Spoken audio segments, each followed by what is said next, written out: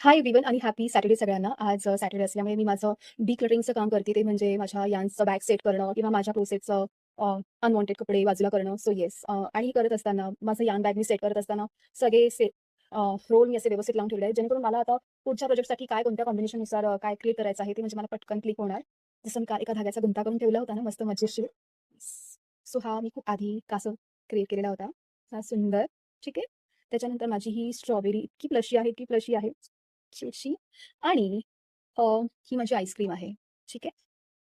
ही माझी आईस्क्रीम आणि येस, हा मी बनवला होता पपी माझ्या भावासाठी, कारण तो वर्क फ्रॉम होम करतो आणि त्याला पपीज खूप जास्त आवडतात. त्याला पेट्स प्रचंड आवडतात.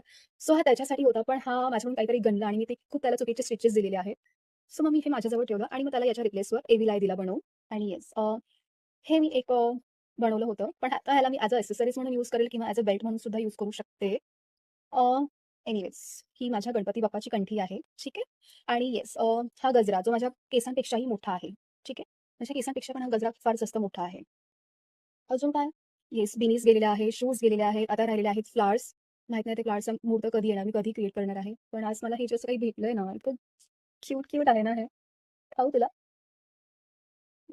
आणि येस, मी तुम्हाला सांगितलं होतं, की मी सेज ग्रीन घेतलेली आहे, पण हा सेज ग्रीन नाही, हा एमराल्ड आहे. सेज ग्रीन माझ्या आउटफिटचा कलर आहे.